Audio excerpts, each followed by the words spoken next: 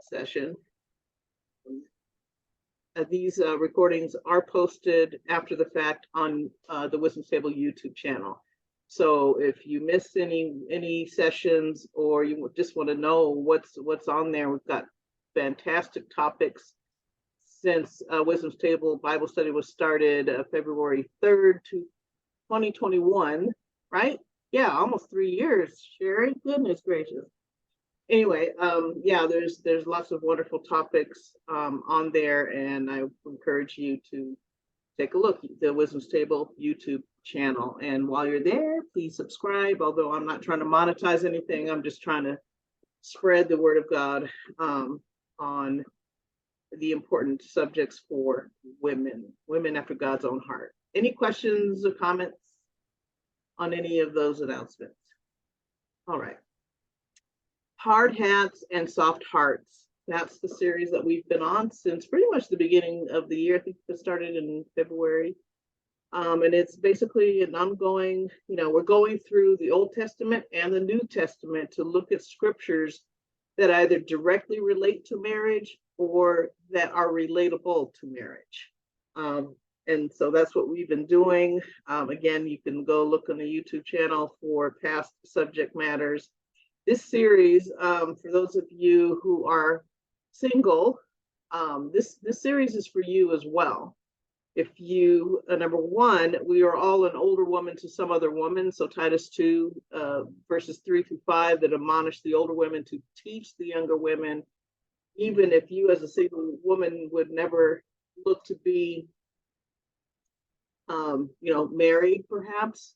But you have a little sister, a daughter, a cousin, a friend, a young lady at church, somebody that may look up to you that needs a Titus 2 older woman to come, alongside them and teach them some things about marriage.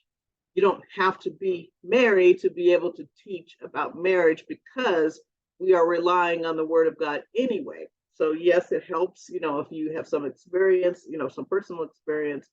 But be encouraged that Hard Hats and Soft Hearts is for all Christian women. All right. Hi, Tammy. Thanks for joining us. Make sure you can hear us and we can hear you. Okay.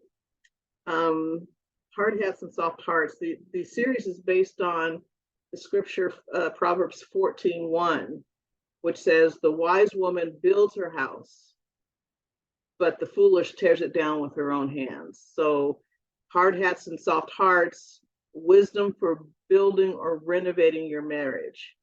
So again, if you're single, take notes, because this can be helpful to you if you do desire to be married or be married again.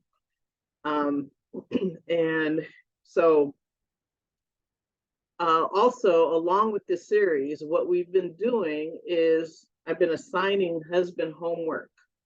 Husband homework. I hate when people do quote marks on the air, but I tend to do it a lot. Anyway, so husband homework. So the last not last week, but 3 weeks ago, Sherry. Anyway, because October 4th was my husband's birthday, so we didn't have Bible studies. So the week prior to that, who remembers what it is? Didn't write it down. Hi, D'Angela.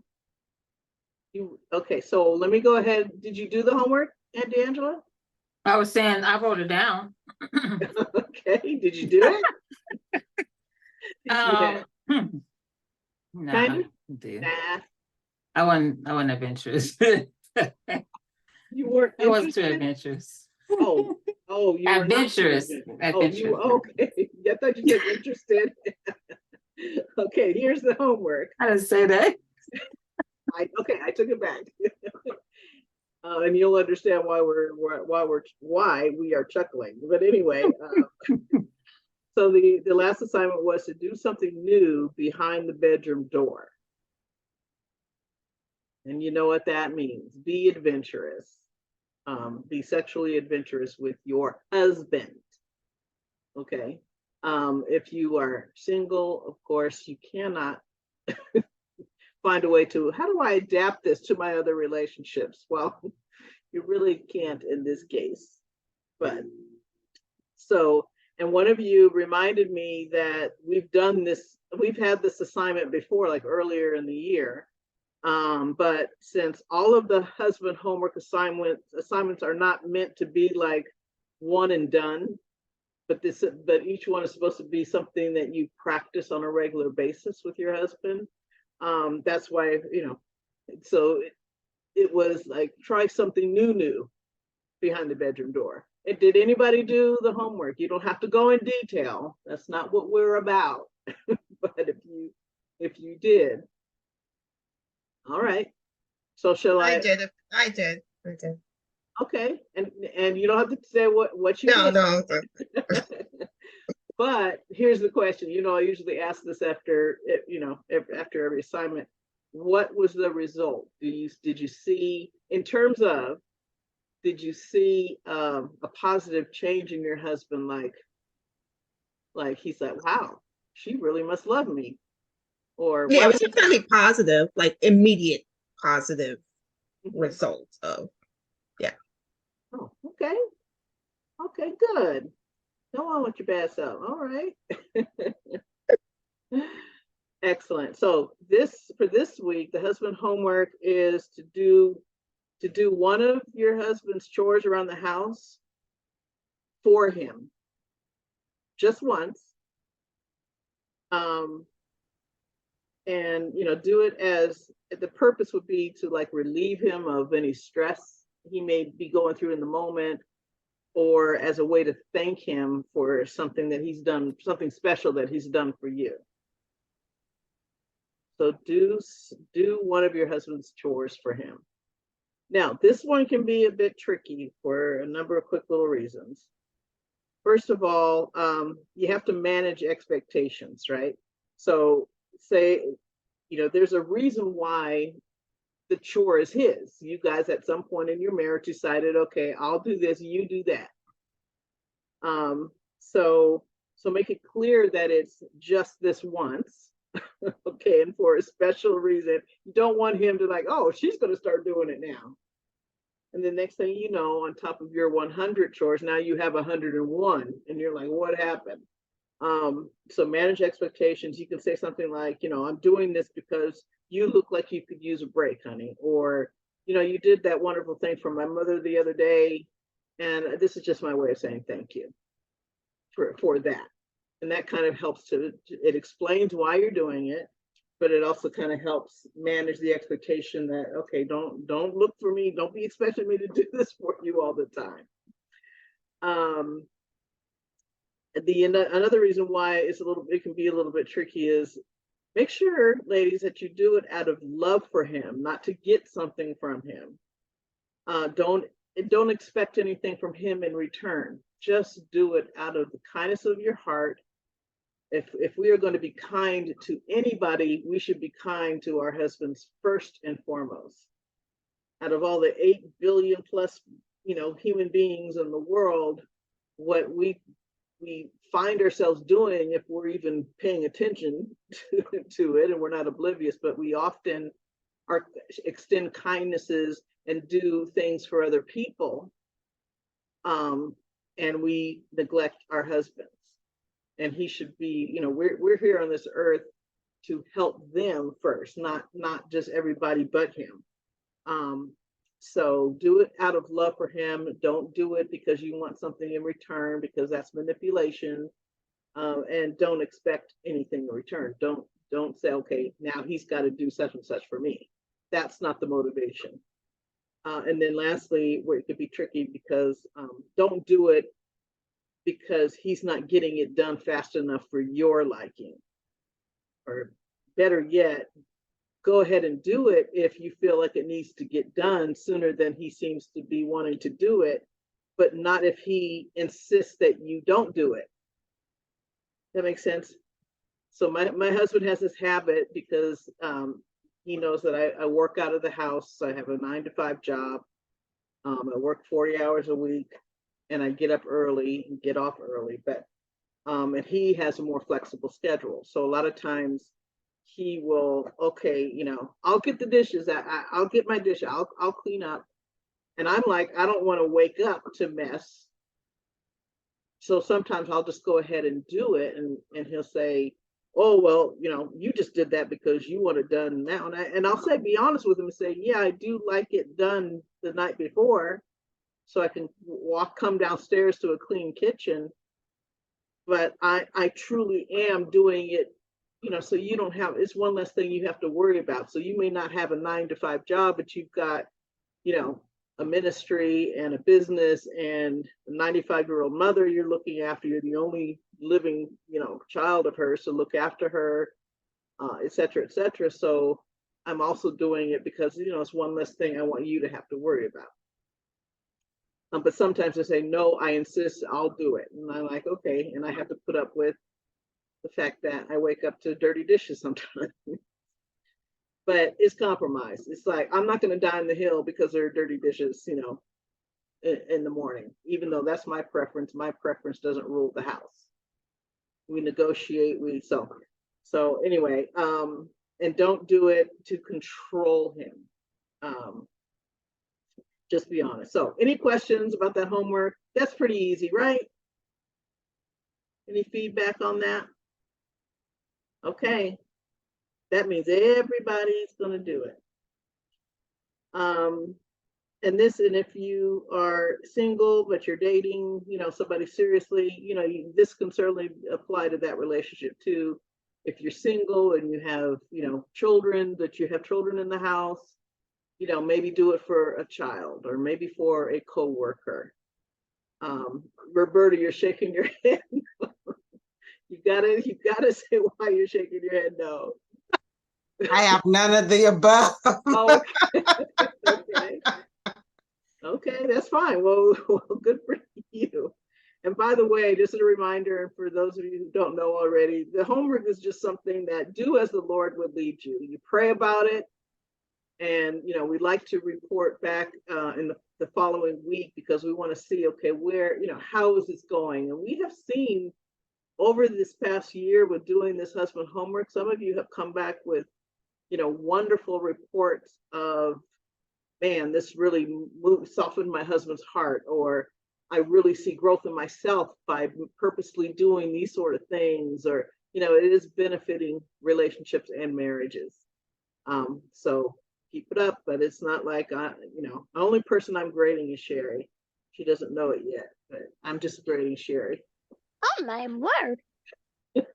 So, anyway, all right, tonight we are talking about toxic femininity. How many of you have heard of this term? Toxic femininity. All right.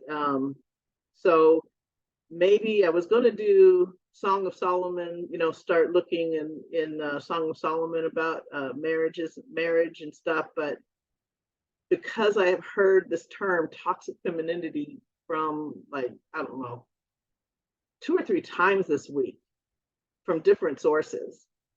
And I'm like, okay, I think maybe we can just kind of take this term and look at it and look at it biblically and see, okay, what is this really truly about?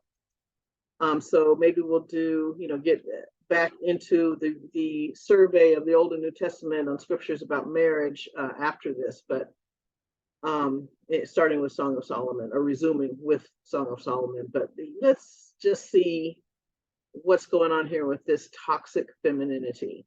So I know that I didn't see the movie Barbie, the Barbie movie. Who saw it? I'm really curious. You just put the little hand emoji up or raise your hand. Okay, just excuse me, Sherry. Okay. So I haven't seen it, oh, Tammy as well. Okay. All right. And Roberta, is that a yes? Did you see the movie? Okay. Yes. Oh, and Chelsea, all right. Okay, good. So you guys can correct me, gals, excuse me, you gals can correct me if I'm understanding it wrong, but my understanding from all the articles I did read, I felt like I saw the movie by reading all the different articles on it, but I haven't seen it, but I understand that it preaches against stereotypical gender roles. Is that correct? Is that, you know, just like a basic understanding of the movie? And toxic femininity is like a lot of the articles I read, that term came up. You know, it kind of exposes toxic femininity, kind of puts toxic femininity in its place. And then how can any of us avoid what's happening with Jada and Will Smith? Oh my gosh. Have you seen the memes? Have you I am seen- trying not to watch anything about it Why is that, Sherry? because I find it disgusting. Elaborate. Please. You find it disgusting? Because each day there's like a new interview. Like this morning, there's one that popped up with Debbie Allen. I guess was there to maybe support her, but you know, I just don't find it to be necessary. As beautiful as she is, I don't really see her as very feminine. Mm. Yes, she can wear a great dress, but it's like she's trying to be both roles Okay. in her marriage, and I just have issues with people who. I mean, if that's your life, we don't need to know. Thank you Yeah. for not sharing. That's how I feel. Okay. Okay. Now, of course, if anybody that puts out a book, especially if they're a celebrity like Jada Pinkett Smith, anybody that puts out a book, they go on a book tour. They go out and they have a publicist. You know this, Sherry, but they go out and have a publicist and they're trying to push and sell their book. And the more juicy it is, the better. But in this case, I'm with you. It's like, this is still a marriage. These two people still exchange vows at some point, right? And their marriage for the last several years has just been, not even before the slap, there was the entanglement where she admitted on her Red Talk, what is it? Red Table Talk, whatever. I've never watched it, don't have any interest. But she's, you know, talked about adultery, but she likes to use a more provocative, what's the word? Titillating word, like entanglement, instead of just, okay, I cheated, I committed adultery, I committed fornication. So, yeah, it's a little bit too much. It's just an unfortunate mess. And I'm not trying to gossip about them, but this is another reason why, a lot of people have been throwing around the term toxic femininity, that Jada Pinkett Smith is toxic femininity. Talking about they separated for 7 years and her husband doesn't know or didn't know. She's committed adultery. There's been rumors for years about their open marriage. Just awful dysfunction. And I just can't help but think Jada's toxic femininity, hers in particular, has emasculated her husband. Like Sherry said, somebody posted or sent me a picture. Was it you, Sherry? Sent me a picture of the two of them sitting together, like maybe they're at an event and they're in audience chairs and they're sitting next to each other. And Will is sitting with his legs, totally crossed and his hands in his lap, and she's sitting right next to him wearing pants, some kind of leggings, but her legs are wide open. It's like, is it symbolic of what's going on in their relationship? Is he emasculated and she's, taken on more of the male leadership role in their relationship? So there's that. And then lastly, who saw the video I posted on my, I can't remember if I posted it in the Wisdom Table group, of the young lady who refused to go into into the restaurant, Cheesecake Factory. This was her first date with this guy. And when she saw where he had pulled up to, she's like, I don't do Cheesecake Factory. I don't do chain restaurants on the first date. And so And so she's recording this. Now, the video may be probably staged, because no self-respecting man anyway would agree to having this conversation where this woman is putting him down. Like he's fine with her recording this on the first date. No. But she was saying, you know, I like to be courted. I look too good to be going to Cheesecake Factory. Just very, very sad, and very entitled, very rude, disrespectful, etc. So, Miss Shalene has her hand up. oh Yeah, yes, I'm sure. I was gonna say, there's actually, apparently it wasn't staged, because there's now a follow-up video where this gentleman is interviewing the both of them since it went viral. So it wasn't staged. I don't know. I have to see. Can Yeah, I'll can send, you I'll send send. me the link or Yeah, yeah? I will. Yeah. Okay, that'll be interesting to see. Mhm. But the point is, you know, whether it's staged or not, this woman felt very entitled. And entitled women, entitlement is, let me say it this way, entitlement is women are tired of being taken advantage of. So a lot of women feel that way by men. The women, you know, will let the guy move in. She's paying all the bills. She's got the better job. She's paying all the bills or whatever. And he may be cheating or whatever. Now she's doing it because maybe this will lead to marriage. But you know, he's not interested, and so women are tired of that. But why are we just flipping the script here? Why are we now saying I'm entitled to material blessings or whatever? Why are we entitled just because men have done that? Not all men have done that to all women. Okay. So it's just not the right way to respond to when you're disappointed in the men that you have decided to date in your life, and they mistreat you or they take advantage of you. You don't do it back. You don't become indifferent to their feelings or selfish, you know, to the point where you disregard or dismiss their feelings. So that's also toxic femininity. One last thing on that, on the as far as just why we want to talk about this. There's such a thing as toxic or hyper patriarchalism in the Christian church, that has created toxic femininity, whereby women will make other women feel less godly, less Christ-like, less obedient to God's word if they work outside the home, for instance, or if they decide, you know, oh, I'm going to limit myself to 2 kids instead of 6, or you know, if a wife expects, or wife and husband have agreed that he would do some of the household chores or help, you know, discipline the children or do some things like change diapers.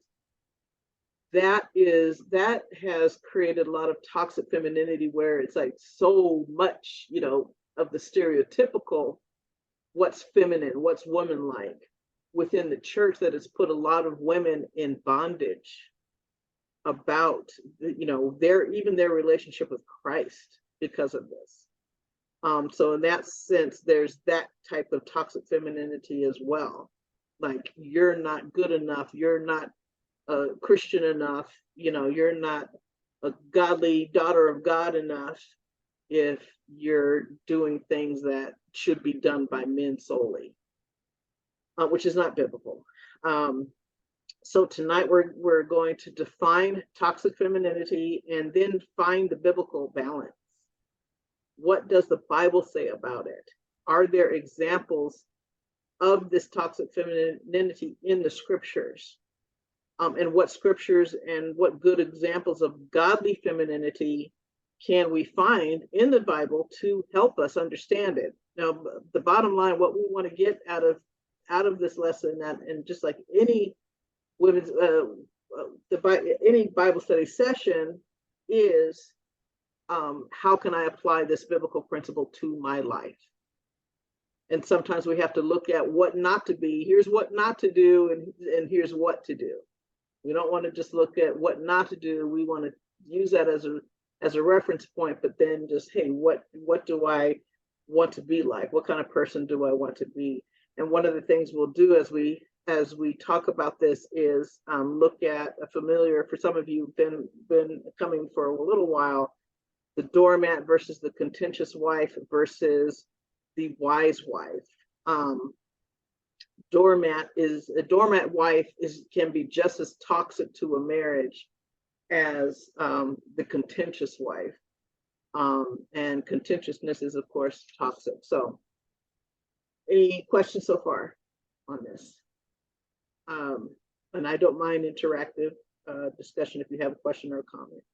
You said doormat wife, contentious wife, and the other one was what again? Wise wife. Wise.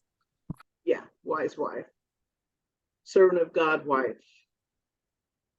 Wife after God's own heart. Lots of different ways to describe it. So what is toxic femininity? So we've heard of toxic masculinity. That's been a term that's been thrown around for at least the past 8 years, if not longer. And it's really referring to, and same with toxic femininity, it's about behaviors, not so much about gender, although, obviously it's tied to gender, but it's really about behaviors. So for toxic masculinity, these are behaviors that are aggressive, domineering, often violent, and often dismissive towards women, disrespectful towards women. So in that same line of thinking, toxic femininity it's based on stereotypes of what we think of as being feminine traits. So remember, these are stereotypes, and so not all women have these behavioral traits, and plenty of men display these traits, just like women, plenty of women can display traits of being aggressive or violent or dismissive or disrespectful. Okay. But one website I looked at here's what they say, quote, toxic feminine behavior is generally driven by insecurity and anger or vengeance, and often manifests in controlling, cunning actions that are masked by a socially acceptable facade. And women can display this toxic femininity towards each other and towards men.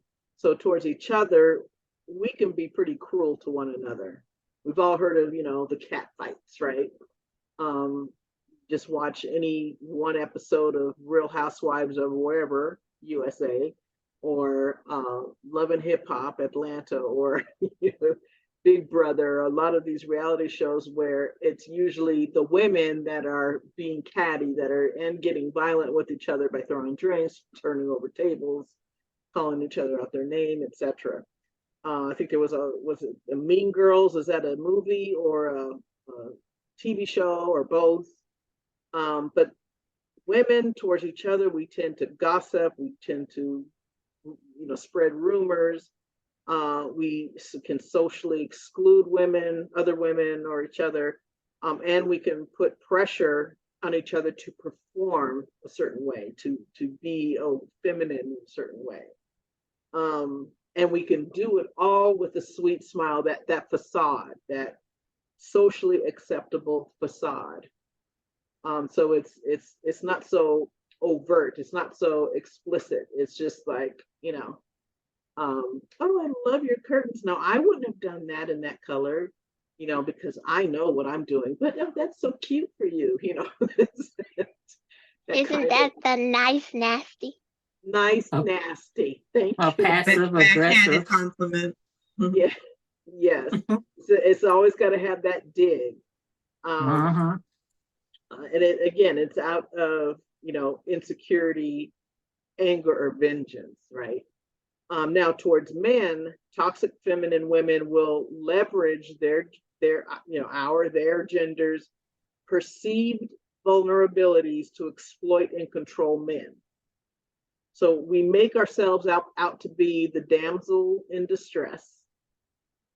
which is going to pull at the husband's, desire to rescue the damsel in distress. I'll save you, be that knight in shining armor. But what we're really doing is controlling a man's behavior to get what we want out of him, whatever it is. Oh, and I've seen videos. This is kind of kind of makes fun of this reality, but it's it can be fun and true, but also the videos are like women that are doing things when their husbands are not around, like carrying 4 cases of water into the house from the car to the house, or got 2 babies on each hip, and then and a bag of groceries, and talking on the phone and balancing their checkbook all at the same time. But when the husband's around, oh honey, I can't open this jar of peanut butter. Can you get? Oh, you're so strong. So I may be exaggerating, but you get the idea. And again, it's to get. Sometimes it could be done like, okay, let me get my husband's help, because that I want to boost his morale. I want him to I appreciate him, and that he is physically stronger than me or whatever. But then when it crosses that line of being manipulative, or trying to put on a facade, we really do this sometimes to use use our sexuality to gain an advantage over men, and of course that's manipulative and dishonest, right? So now the question is, for us ladies, are we doing any of these things towards our husbands? Just something, we're about turning our eyeballs inward at Wisdom Stable. Not really, we're not learning these things so we can say, ooh, there's Toretta. She's using that toxic. No, we're not here to judge each other. We are here to examine ourselves, and to examine ourselves together, each one examining her own stuff, looking at her own reflection on these things.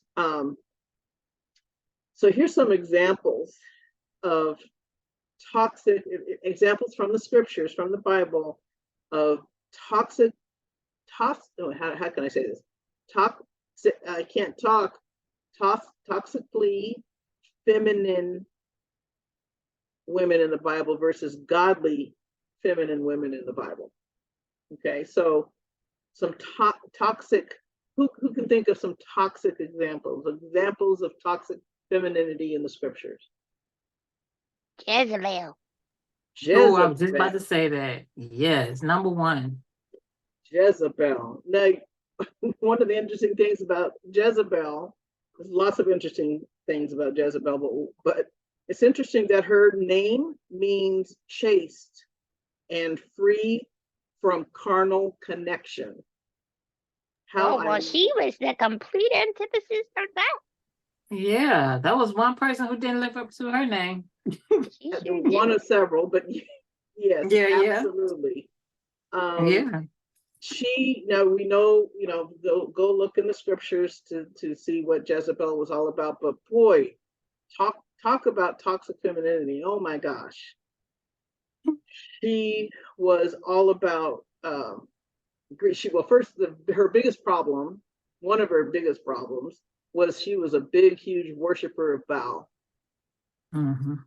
And she wanted the people, I'm just kind of taking bits and pieces out of the summary of the story, but she wanted the people to worship Baal, and the prophet of God was not having it. And she wanted revenge and try to get the prophet and all the prophets, of God killed, but it backfired and she died a gruesome death.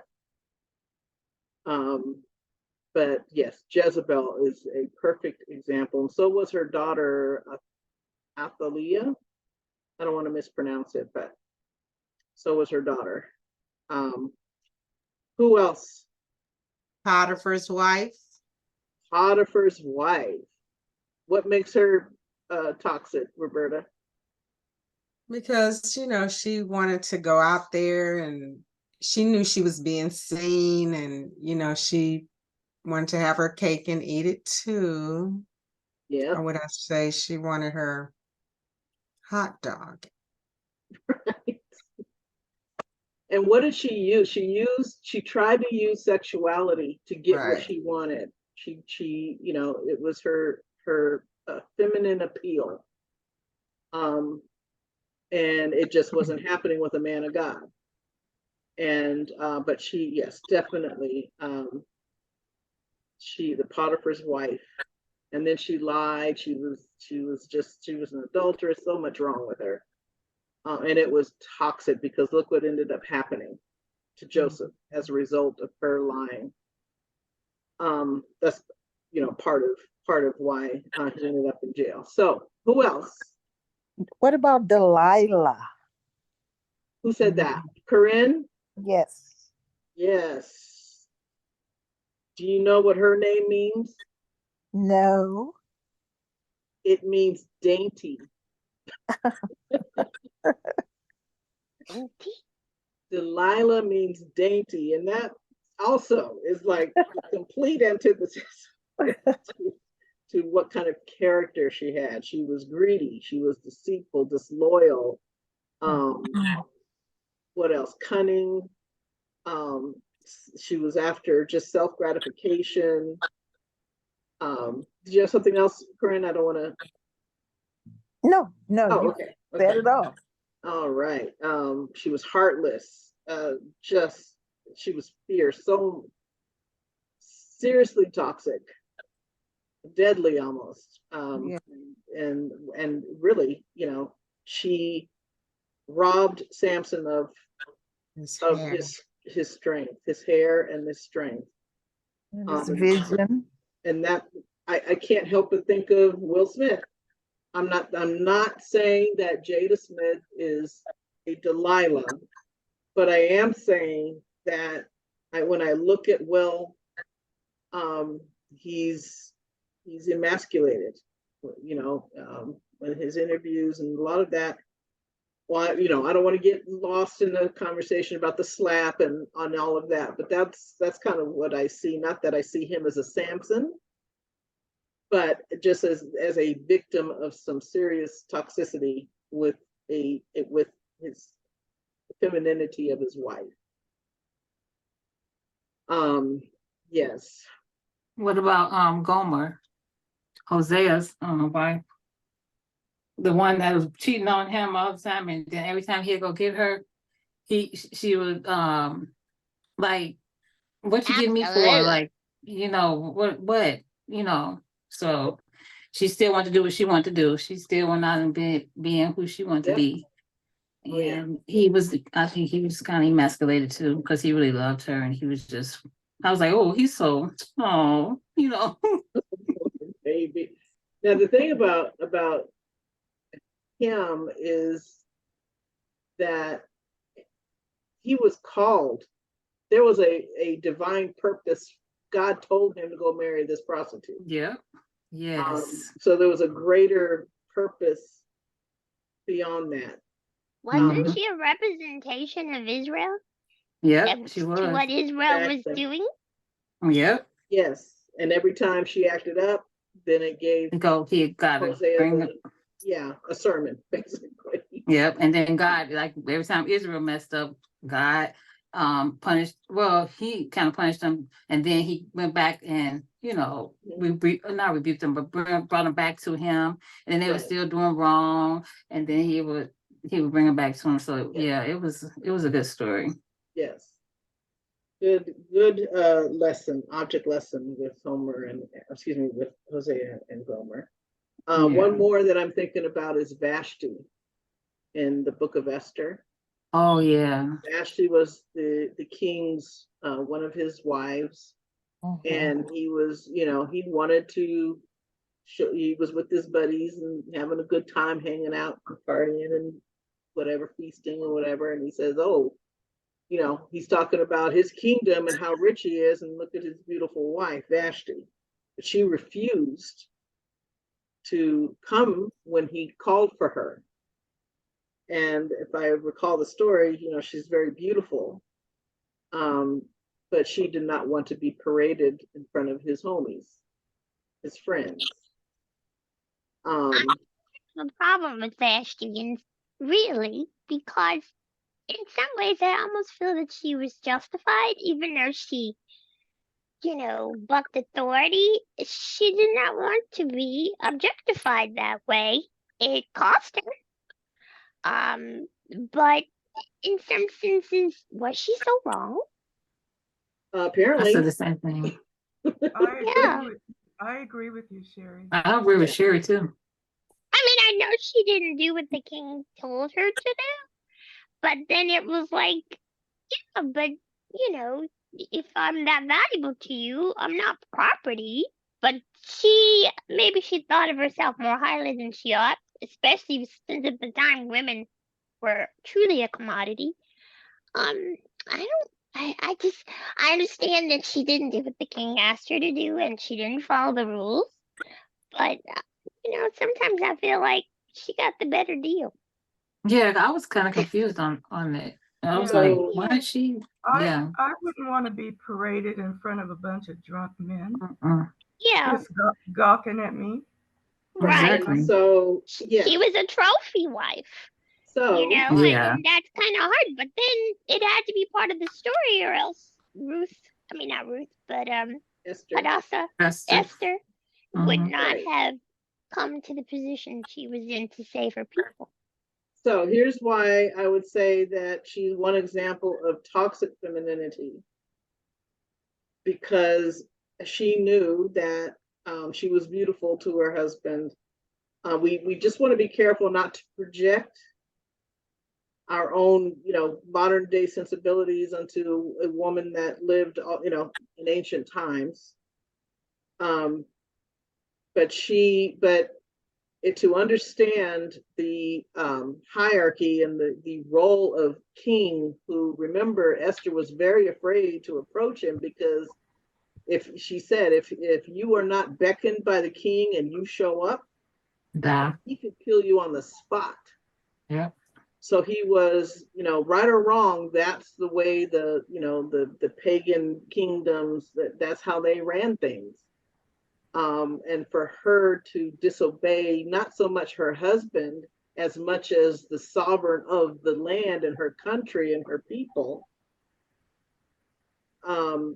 that's where it was, she felt entitled not to have to go and bid not just what her husband said, but what the king of the land said to do.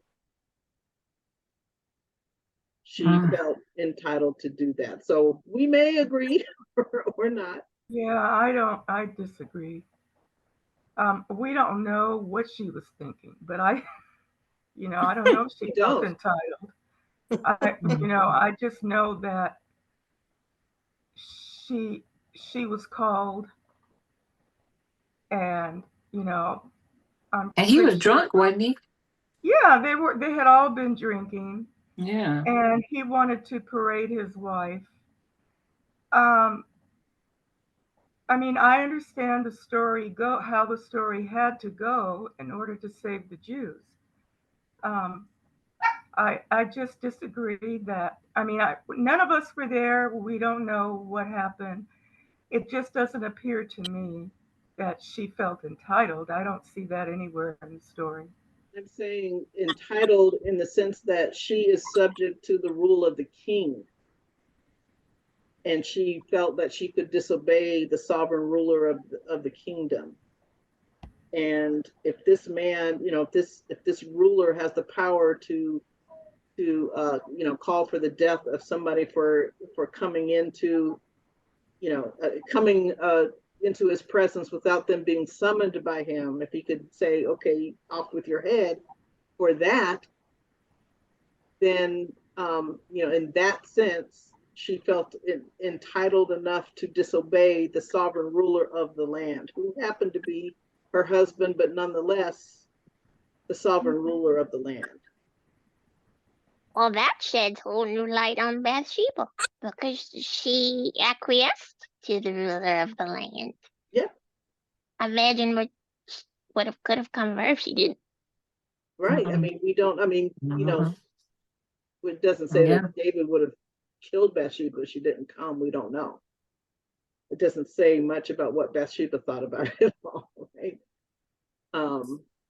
So that's where, again, I want to caution us not to project too much of our modern day sensibilities into, the historical story. But it's not so much she disobeyed her husband, but she disobeyed the sovereign king of the land, and that would be wrong for anybody to do, male or female, married to the sovereign ruler or not. But she felt entitled enough that because she didn't want to be, she misprioritized things. So, but the good thing is that we have a good handful of other examples that we just went over: Jezebel, Delilah, Gomer, etc. To Potiphar's wife, to see, yes, there are examples of toxic femininity from the scriptures that we can see. It's now 1 minute to the top of the hour. We'll look at, Lord willing, next week, examples of godly femininity in the scriptures, and also look at specific scriptures themselves, to kind of say, okay, we've looked at these examples, what not to do, what to do, and let's tie it all together with some scriptures to help us apply the principle to our life. Yes? Or is it just me? I'm sorry? Who was talking? Can everybody hear me? Yeah, I can. I can hear you. Okay, I think Roberta, she was talking. I don't know if she was talking. I think she's froze. She looks frozen. Oh, she just dropped. Okay. All right. Anyway, well, next week, Lord willing, we'll look at some scriptures, Titus 2, Ephesians 4, and some other ones. And we'll also look at the differences between the doormat, the contentious wife, and the wise wife, or servant of God wife, and how all of that relates to toxic femininity. I am here for another hour. We can have open discussion, Q&A. This second hour is, of course, optional, but I'm happy to stay on. But for those of you that need to drop off, especially on the East Coast, if it's too late, it's already late. Thank you to Tanya and to Chelsea for joining us tonight. Salome danced before King Herod. Oh, okay. What do you got to say about that? So if you need to go, thank you so much for joining. But Roberta, I know you said you're dozing. Good night, ladies. Good No, night. but isn't Good Good night. Good night? Wasn't she the one that was supposed to ask for Good night. somebody's head? Hi, Tammy. Her mother got Good her night. to dance. Oh, King yeah. King Harold. We asked for John's head. John the John the Baptist. Baptist. Yeah. John Yeah. the Baptist. Okay, I couldn't remember who, but Yeah. Laurel, are you recording second hour? I can stop. Let me stop. Thank you.